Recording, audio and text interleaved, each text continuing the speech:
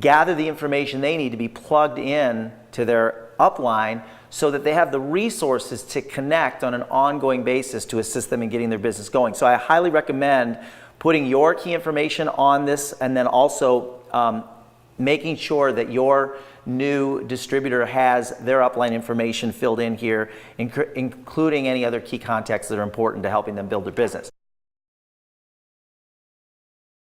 You'll notice there's an area on the left-hand side that talks about team activities. You're part of the team. You're part of the Send Out Cards team, but you're also part of a group that has a lot of desire to see you succeed, and they're going to have conference calls. They're going to have those kinds of things, and you want to put those phone numbers and PIN numbers down there so that you can plug into your team. Now, when I got involved in network marketing, I had 3 reasons why I was building the business. I wanted a fax machine, I wanted a new suit, and I wanted a cell phone. And this was back when doctors and attorneys had cell phones. They were the only ones that had cell phones. Your why may be as simple as I want to pay off all my debts, or I want to, in my case, I was living out of state and I just wanted to get home to my family. I do know this, that at times your business, it's going to get tough. It always does in any business. You're going to have times where you're going to struggle a little bit.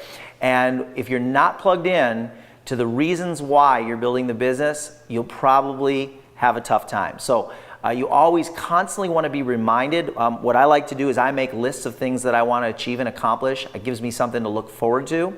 When you have those dreams and those goals out in front of you on an ongoing basis, and you have something really compelling and exciting to look forward to, you're more likely going to be able to persist and continue when things get tough. And it also inspires you to get up every day and build the business. So there's 3 things. Number 1 is write down 3 things you would purchase today if money was no object. Set aside the objection or the apprehension or the doubt around money, and just write down 3 things that you would like to achieve or accomplish in your business if money was no object. And then write down 2 things that you would do this year if money was no object. Maybe you'd take your family to Disneyland, or maybe you'd take a month off work and reorganize your house. Maybe that would inspire you. Or maybe you would do some type of a spiritual retreat. Whatever it is for you, write down 2 things you would do this year if money was no object. Maybe you want to remodel your home.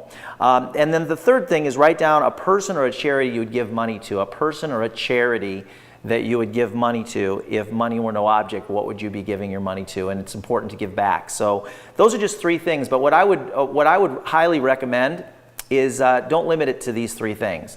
Don't limit it just to what's on this page. You might consider doing some type of a dream board. It's interesting because many years ago I started writing lists of the things that I wanted to achieve or accomplish in my business.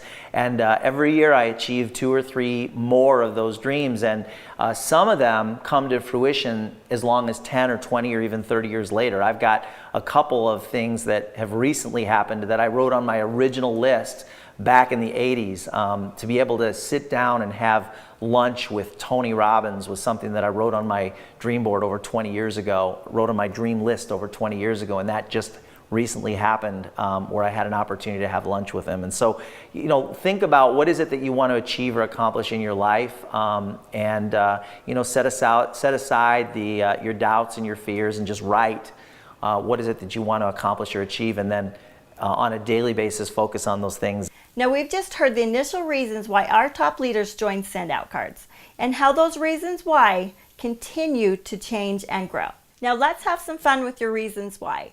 Find some pictures that represent your why, write a couple paragraphs in a card, send it to yourself and also your sponsor. Now, pages 5, 6, and 7 talk about being a product of the product, which is our red line training. We're not going to get into that right now because you can learn about that in the training center under the training videos.